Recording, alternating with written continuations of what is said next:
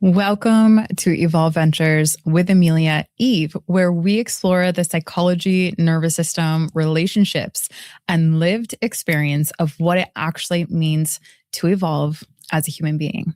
Today, we are talking about self-trust, the big T of self-trust, not confidence, not certainty, and not always knowing the right answer, but the deeper kind of trust where you know that you know, and your bones know I can listen to myself. I can repair if and when I make a mistake, and I won't abandon myself just to stay comfortable, accepted, or safe. A lot of people don't think that they trust themselves because they're indecisive. And if you surveyed a room of people, that's likely not the first answer, but that's that unconscious thought. And often they don't trust themselves because they spent literally years overriding their own signals. They felt the no and they said yes. They felt the discomfort and they explained it away. They felt their truth and waited for someone else out there to validate it. If I had a penny for the amount of times I have heard people requiring the external data points to validate what they already knew, that made it real, made it true, made it valid, I think I'd have a couple 529s for a couple of kids all set up. But over time, what ends up happening? Waiting for someone else to validate, saying yes when you really felt no, explaining things away instead of feeling that discomfort and leaning into it. That teaches the nervous system, our nervous systems, that my signals don't matter. In my work with individuals, couples, and leaders all over the world, this shows up constantly. I wish it weren't the case, but it is. And people will say and come to me and say, Amelia, I don't really know what I want. I don't know if I'm overreacting. I don't even know what I want. And I don't know if this is a real boundary or if I'm just being too sensitive. I need someone else to tell me if I'm seeing this clearly. Can you help me understand the situation? And underneath that is usually not a lack of their intelligence. As a matter of fact, I find that there's so much underneath that of intelligence that they've literally override. It's actually a rupture in their own self-trust because they're extending out to me or to other people what they already know on their own intelligence level. And self-belief, I want this to really sink in if you're already resonating with this. It's not the belief that you're always going to get it right, whatever it is in the situation of self-trust. Self-trust is the belief that you can stay with yourself either way. That means if you make a mistake, you can repair it. That means when you feel something, you can listen. That means if something doesn't feel right, you don't have to dismiss it immediately. And lastly, if you need time, you're allowed to take time. Now let's talk about this in the context of a couple of different examples. One of the ones that's jumping off the page from my perspective, just because this was very recent, that I heard from a client who is very much the type of person that I need to text this person back right now type pattern that they're running. So let's set up the situation, right? Someone texts you asking for something. Your body immediately tightens. When you look at your phone and you read that text, regardless of what it is, there's an ask. You don't want to say yes, but instead of honoring that signal, that tightness in your body, you start literally negotiating with yourself. Well, it'll be fine. It'll just take a couple minutes. Of course, I can kind of figure it out. You start rearranging your signal or your schedule. Maybe I should XYZ. It's not that big of a deal. Well, they'll be upset if I don't do X, Y, and Z. I don't want to seem difficult.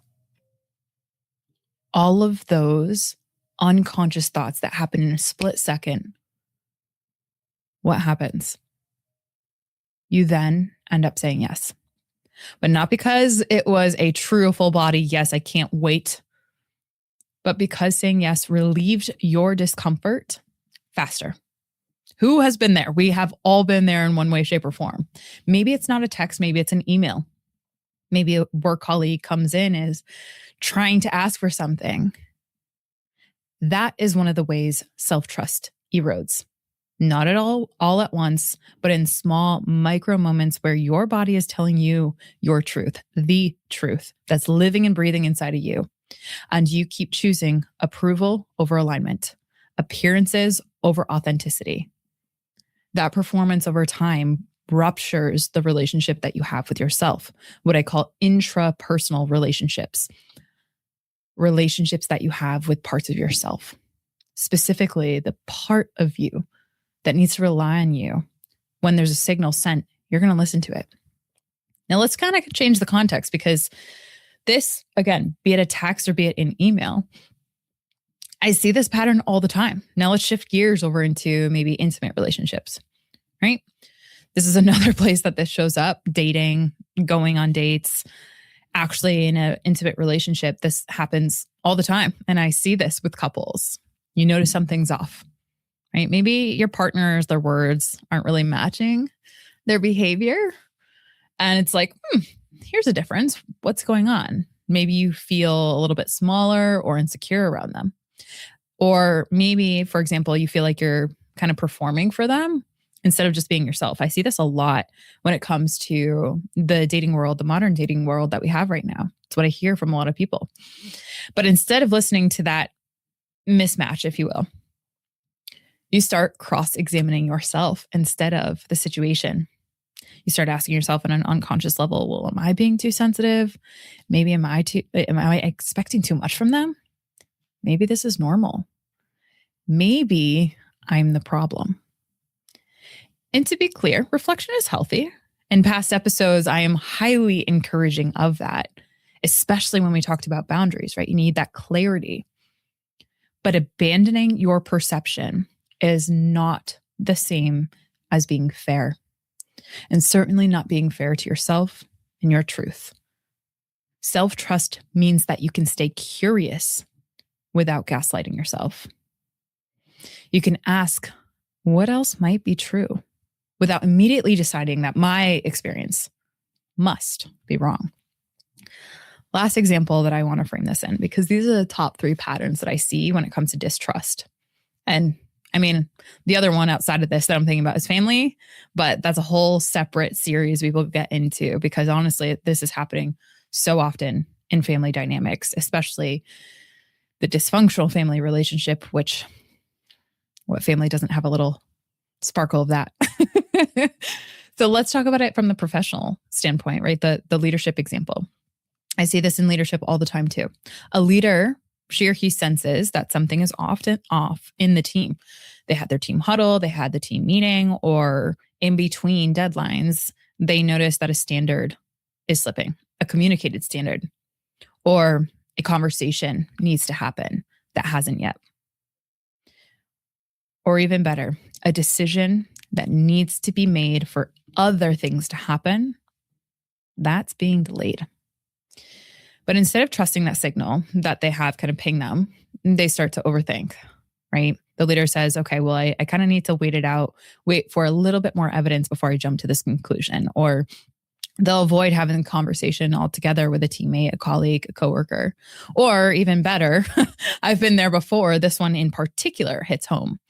The leader themselves tell themselves on the unconscious level, oh, I'm just being too sensitive, right? Or, oh, I'm just being way too intense for the situation. I'm overthinking it. But what happens? The issue itself, instead of going away, it literally blows up. It gets bigger. And the more that it avoids, or the more that you avoid it, the bigger it gets. Self-trust in leadership is not impulsivity. Instead, it's the ability to take your own perceptions, take them seriously enough to investigate it as the signal comes up, not second guessing it once it does. And I want to kind of layer in the nervous system for a second on this too, because I think when we really evaluate this from like a neuroscience standpoint, and then layer in how the nervous system is trying to engage, on situations like this, especially around the topic of self-trust, give that the text or email situation that we gave, the intimate relationship situation we gave, or the leadership example. And you can apply this to many others.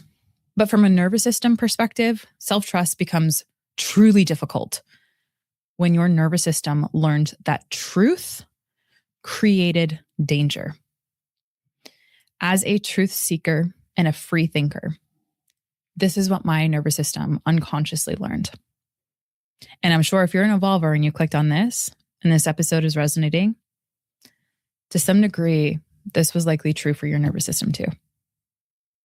If being honest led to conflict, if having needs led to rejection, if saying no led to punishment, and if noticing and maybe naming what was wrong made everyone else uncomfortable, your system most certainly learned that it is safer to doubt yourself, to second guess, to overthink, to overexplain, to overanalyze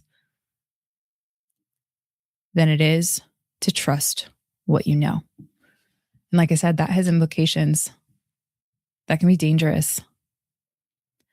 Sometimes self-doubt is not that personality trait, although you think it might be. We carry this before we even think about solutions. There's a doubting perspective. Self-doubt becomes a protection strategy. In efforts to survive in what you went through, you developed a protection strategy at the core level of your understanding of yourself, the signals from your body. And that's what makes this layered. Because it's not just your nervous system, it's also identity work. Because when you don't trust yourself, what you're doing is essentially outsourcing that identity. You look to other people to tell you what you're allowed to feel, what you're allowed to need, what you're allowed to want, even desire, what you're allowed to choose. The list goes on and on. I have a client that is coming to mind right now. This is exactly what she did. And through the work together that we did, she started to realize, whoa, I'm outsourcing my entire sense of being, including my own decision-making, including my own what was allowed to be felt, need, wanted, and chosen for me. But the thing is, when self-trust starts to rebuild and you notice that this is happening, your identity not only becomes less negotiable, but you become someone who is unwilling, relentlessly unwilling to negotiate that self-trust, what you feel, what you need, what you want, and what you choose. You're not going back anymore. And it's not rigidity. You're just rooted. That is what other people envy. So how the heck do you build it? First of all, let's name the obvious, but I think it's really important to do so before we get into this. Trust me, if you're someone that's been struggling with self-trust and really developing that, and you're eager to get the benefits of developing self-trust, I want to let you know, like everything, nothing happens just with one flip of a switch. I'm sorry, I got to be the one to tell you, but it's really important to make sure that I say that. Because I can't be a part of this, oh, well, you just do 5 seconds of this and 10 seconds of that and everything's hunky-dory and you're all good, right? It's not like going and bringing your car to a mechanic where you just get one fix and then you have a whole different new set of brakes. Your nervous system had the compound effect and the accumulation of experiences and huge life decisions that are going to come down the pipeline for you. It's going to be really important that you understand and set expectations with yourself to develop these skills on how to rebuild self-trust that I'm going to give in just a moment, that you set the expectation up first. You start small, not with huge life decisions, right? So if you're thinking about whether or not this is the person you want to marry or this is the career that you want to jump from, maybe let's not start there. Maybe let's start small decisions that are in your life right now. Like what kind of shoes you want to wear today to work, or maybe how you want to spend your weekend. Let's start small, whatever that is for you. tiny moments of self-respect is what we're looking for. Again, instead of that light switch analogy, I want you to imagine a whole wall of light switches. The light switch represents your ability, your agency, your autonomy to build self-respect over time in small moments. And each moment is like one light switch. And if you can imagine a wall of light switches and you only have the rule of you can only flip one at a time, by really focusing in on those tiny, small moments, that's what allows you to kind of go up the wall and again, accumulate over time that self-respect. Because in all fairness, we're working against the tide of our nervous systems and what they've been trained. And that's not easy. So let's get into the steps. Let's frame it with realistic expectations. And let's walk together on each step that I'm going to give to you. Okay? So step number 1, noticing the signal. Ask yourself, what did I notice before I began explaining it away, whatever it was, in the email, in the text, in the intimate partner relationship zone, in the leadership area? That question matters. Why? Well, because many people actually do know. There's this part that is that protective strategy of, oh, I don't know. And that's where that I don't know then begins to outsource that identity. But many people do know. They just simply dismiss what they know too quickly. So step number 1 is making sure that you notice that signal, not clocking it as noise, not overriding it. And that's how we get to step number 2. You pause before overriding that signal that just came up once you notice it. So before saying yes, before apologizing, before even performing or explaining or anything like that, pause. Quite literally take a moment to pause. Even 5 seconds can interrupt an old pattern. And that's all you need, truly. And I want you to ask yourself this question in that pause. Am I choosing this from alignment or from fear? Now, more likely than not, because we're breaking an old pattern, there's going to be fear. There is going to be fear. So we're going to assume that, and we're going to get a little bit more niched in this question that I want you to ask yourself. Assuming that this is new, assuming that I am breaking an old cycle that my nervous system and all of my being has learned to wrap around, what is unfamiliar terrifies us unconsciously. So the better question, even in that, to sink your teeth deeper into the step number 2, is what of this choice is coming from fear? And what of this choice is coming from alignment? Alignment with what, Amelia? Maybe your core values, your core beliefs, who you aspire to be. And when you have that level of a question, it kind of normalizes that fear that you're feeling. And then from there, we go to step number 3. Keep one small promise to yourself. Trust me, if you're an evolver, you tend to like to kind of show yourself what you're capable of, for lack of better words.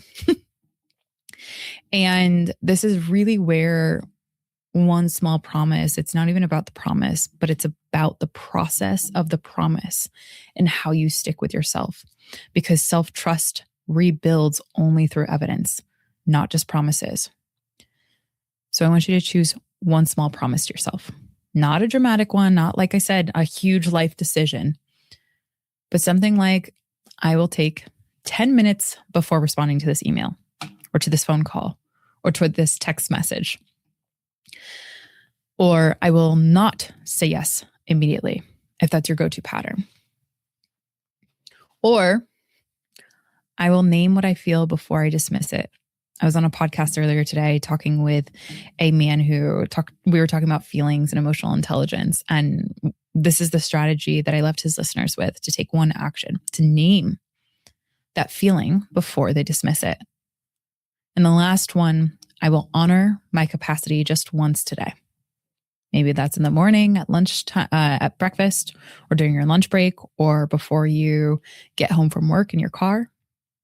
That is how your system starts, and you give it the conditions to learn, I can count on me. That is critical, because you're doing the opposite. You're doing the opposite of what your nervous system has learned, which is that it can't count on you. or there's danger if it does. Self-trust is not built by forcing yourself to be certain, like I said at the very beginning. It is built by repeatedly and unrelentlessly showing yourself, I will listen, I will pause, I will repair, and I will not abandon myself just simply because something feels uncomfortable. And that is a part of every evolver's journey. Because real growth, it requires way more than insight.